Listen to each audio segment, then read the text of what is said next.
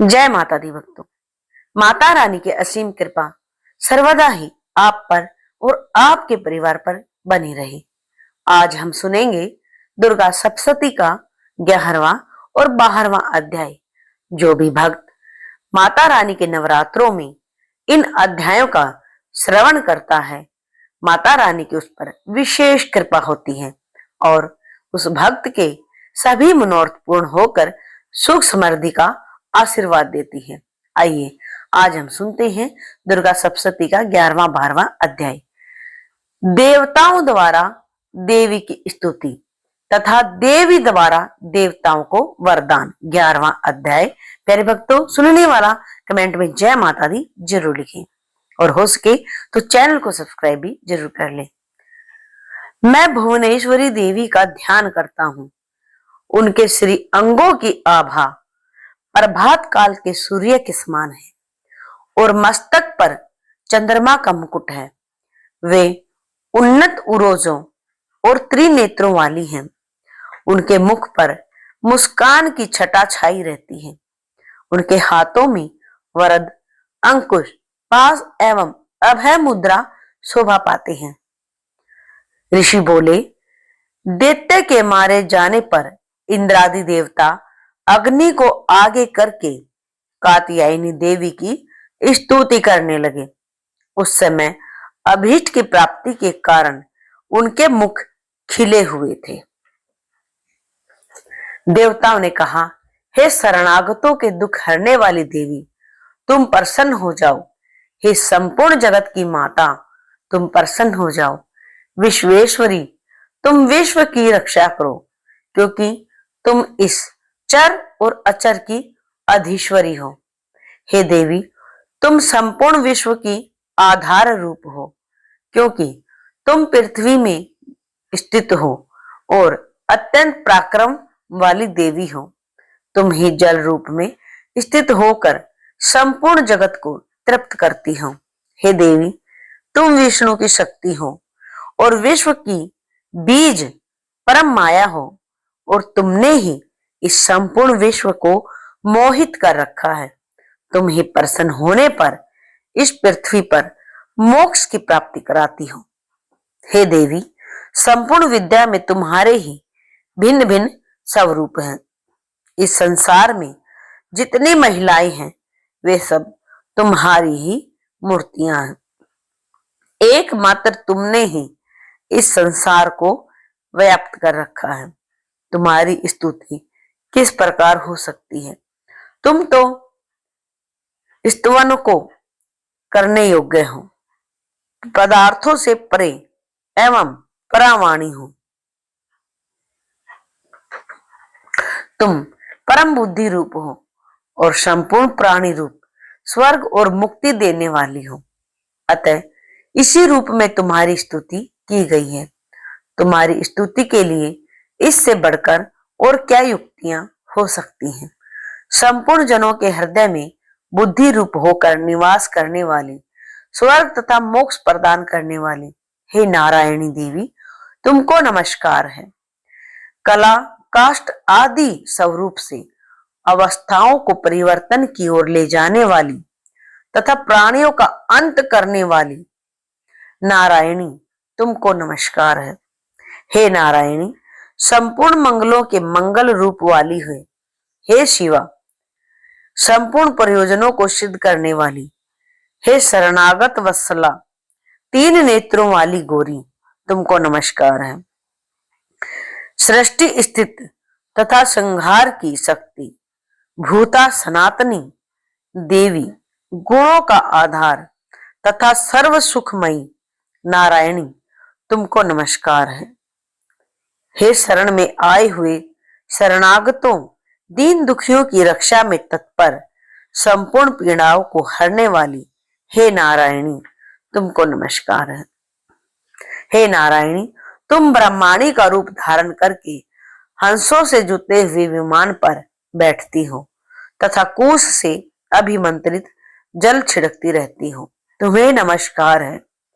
माहेश्वरी रूप से त्रिशूल, चंद्रमा और सर्पों को धारण करने वाली, हे महावर्षभ वाहिनी, नारायणी तुम्हें नमस्कार है। मोरों तथा मुर्गों से घिरी रहने वाली महाशक्ति को धारण करने वाली हे कुमारी रूप धारिणी निष्पाप नारायणी तुम्हें नमस्कार है। हे शंख चक्र गदा और सारंग धनुष धारण करने वाली वैष्णवी शक्ति रूपा नारायणी तुमको नमस्कार है। हम पर तुम प्रसन्न हो जाओ, तुम्हें बारंबार नमस्कार है। हे दाढ़ों पर पृथ्वी धारण करने वाली वाराह रूपिणी और हाथों में भयानक महाचक्र लिए कल्याणमयी नारायणी तुम्हें नमस्कार है। हे उग्र नरसिंह रूप से दैत्यों को मारने वाली त्रिभुवन की रक्षा में शैलगन रहने वाली नारायणी तुम्हें नमस्कार है। मस्तक पर मुकुट और हाथ में महावज्र धारण करने वाली सहस्त्र नेत्रों के कारण उज्जवल वर्तरासुर के प्राण हरने वाली इंद्र की शक्ति हे नारायणी तुम्हें नमस्कार है। हे शिवदूती स्वरूप से दैत्यों के महामद को नष्ट करने वाली हे भयंकर रूप वाली हे महाशब्द करने वाली नारायणी तुम्हें नमस्कार है। दाढ़ों के कारण विकराल मुख वाली मुंड माला से विभूषित मुंड मर्दिनी चामुंडा रूपा नारायणी तुम्हें नमस्कार है। हे महालक्ष्मी लज्जा महाविद्या श्रद्धा पुष्टि शवधा ध्रुवा महारात्रि एवं महाविद्या रूपा नारायणी तुमको नमस्कार है। हे मेधा सरस्वती सर्वोत्कृष्ट ऐश्वर्य रूपणी पार्वती महाकाली नियता तथा ईश रूपणी नारायणी तुम्हें नमस्कार है। हे सर्व स्वरूप सर्वेश्वरी सर्वशक्ति युक्त देवी हमारी भय से रक्षा करो तुम्हें नमस्कार है। हे कात्यायनी तीनों नेत्रों से विभूषित यह तेरा सौम्य मुख सब तरह के डेरों से सब तरह के डरों से हमारी रक्षा करे तुम्हें नमस्कार है। हे भद्रकाली ज्वालाओं के समान भयंकर अति उग्र एवं संपूर्ण असुरों को नष्ट करने वाला तुम्हारा त्रिशूल हमें भय से बचावे तुमको नमस्कार है। हे देवी जो अपने शब्द से इस जगत का पूरित करके दैत्यों को तेज को नष्ट करता है वह आपका घंटा इस प्रकार हमारी रक्षा करे जैसे माता अपने पुत्रों की रक्षा करती है। हे चंडिके असुरों के रक्त और चर्बी से चर्चित जो आपकी तलवार है वह हमारा मंगल करे हम तुमको नमस्कार करते हैं। हे देवी जब तुम प्रसन्न होती हो तो संपूर्ण रोगों को नष्ट कर देती हो और जब रुष्ट हो जाती हो तो संपूर्ण वांछित कामनाओं को नष्ट कर देती हो और जो मनुष्य शरण में आते हैं उन पर कभी विपत्ति नहीं आती बल्कि तुम्हारी शरण में आए हुए मनुष्य दूसरों को आश्रय देने योग्य हो जाते हैं।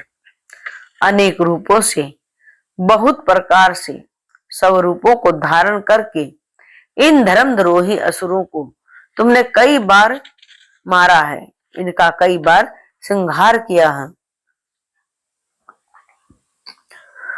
वह तुम्हारे सिवा और कौन कर सकता है। चतुर्दश विद्याएं 6 शास्त्र और 4 वेद तुम्हारे ही प्रकाश से प्रकाशित हैं उनमें तुम्हारा ही वर्णन है तथा तुमको छोड़कर दूसरी कौन शक्ति है जो इस विश्व को अज्ञानमय घोर अंधकार से परिपूर्ण ममता रूपी गड्ढे में निरंतर भटका रही है। जहां राक्षस विषैले सर्प लुटेरे की सेना हो जहां दावानल हो वहां और समुद्र के बीच में भी तुम साथ रहकर इस विश्व की रक्षा करती हो। हे विश्वेश्वरी तुम विश्व का पालन करने वाली विश्व स्वरूपा हो इसीलिए संपूर्ण विश्व को धारण करती हो इसलिए ब्रह्मा विष्णु महेश को भी वंदनीय हो।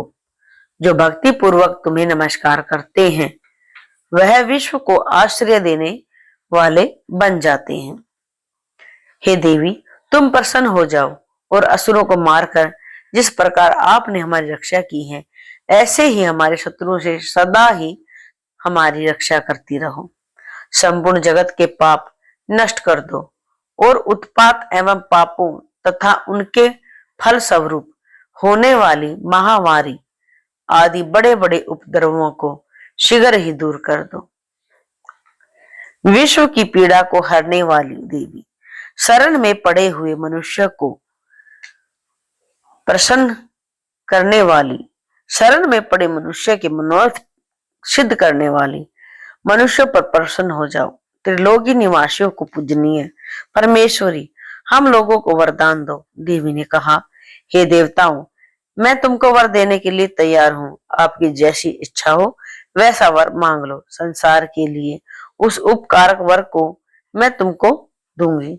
देवताओं ने कहा, सर्वेश्वरी, त्रिलोकी के निवासियों की समस्त पीड़ाओं को तुम इसी प्रकार हरती रहो और हमारे शत्रुओं को इसी प्रकार नष्ट करती रहो। देवी ने कहा, व्यवस्थ मनवंतर के 28वें युग में दो और महाअसुर शुंभ और निशुंभ उत्पन्न होंगे। इस समय में मैं नंद गोप के घर में यशोदा के गर्भ से उत्पन्न होकर विंध्याचल पर्वत पर शुंभ और निशुंभ का संहार करूंगी। फिर अत्यंत भयंकर रूप से पृथ्वी पर अवतार लेकर मैं वह प्रचित नामक दानवों का विनाश करूंगी। उन भयंकर महाअसुरों को भक्षण करते समय मेरे दांत अनार के पुष्प के समान लाल होंगे।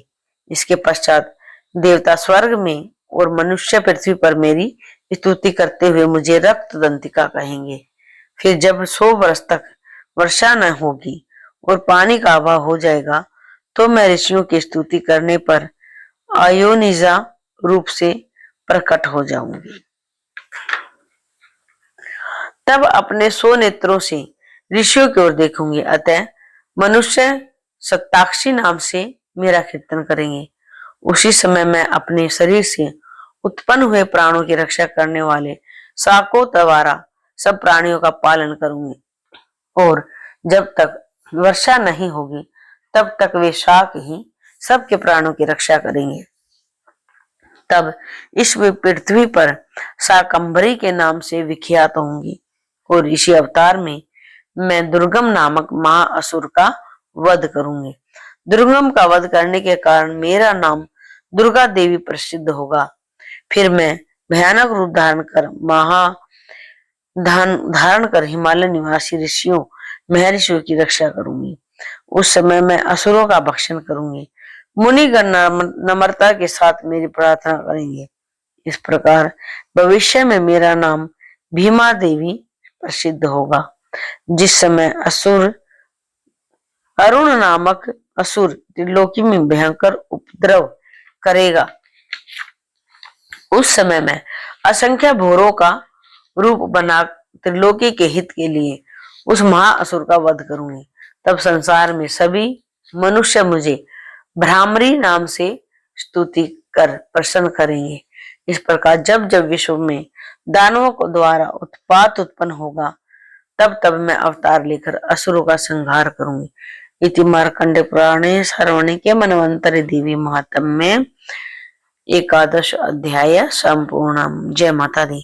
प्यारे भक्तों, आइए सुनते हैं अब 12वां अध्याय, देवी चरित्रों के पाठ का महात्म्य। जो बिजली के समान प्रभाव वाली सिंह के ऊपर स्थित भाला और ढाल लिए 8 कन्याओं से युक्त तथा हाथों में चक्र, गदा, तलवार, ढाल, बाण, धनुष, त्रिशूल लिए और धनुष की डोरी को तर्जनी उंगली से टंकार करती हुई मस्तक पर चंद्रमा को धारण किए हुए हैं, ऐसी 3 नेत्रों वाली दुर्गा देवी को स्मरण करता हूं। देवी बोली, हे देवताओं, जो पुरुष इन स्तोत्रों के द्वारा एकाग्रचित होकर मेरी स्तुति करेगा, उसके संपूर्ण कष्टों को निसंदेह दूर करूंगी। मधुकेटव के विनाश, महिषासुर के वध और निशुंभ और शुंभ के वध की जो मनुष्य कथा कहेंगे, मेरे मातम्य को अष्टमी, चतुर्दशी एवं नवमी के दिन जो मनुष्य एकाग्रचित होकर भक्ति पूर्वक सुनेंगे, उनको कभी कोई अनिष्ट स्पर्श नहीं करेगा, पाप नहीं रहेगा। पाप से उत्पन्न हुई विपत्ति भी उनको नहीं सता सकेगी। उनके घर में कभी दरिद्रता न रहेगी और न उनको कभी प्रियजनों का बिछोह होगा। इतना ही नहीं, उन्हें शत्रुओं से, लुटेरों से, राजा से, शस्त्र से, अग्नि से तथा जल की राशि से कभी भय नहीं रहेगा। इसीलिए प्रत्येक मनुष्य को भक्ति पूर्वक मेरे इसी कल्याणकारक महात्म्य को सदैव पढ़ना और सुनना चाहिए। यह परम कल्याणकारक है। मेरा यह महात्म्य महामारी से उत्पन्न हुए संपूर्ण उपद्रवों को एवं आध्यात्मिक आदि तीनों प्रकार के उत्पातों को शांत कर देता है। जिस घर, मंदिर या जिस स्थान पर मेरा यह स्तोत्र विधि पूर्वक पढ़ा जाता है, उस स्थान का मैं कभी त्याग नहीं करती हूँ और वहां सदा मेरा वास रहता है। बलिदान, पूजा, होम तथा महा महोत्सव में मेरा यह चरित्र उच्चारण करना तथा सुनना चाहिए। बलिदान, पूजा, हवन मनुष्य चाहे जानकर या बिना जाने करे, मैं उसे तुरंत ग्रहण कर लेती हूँ।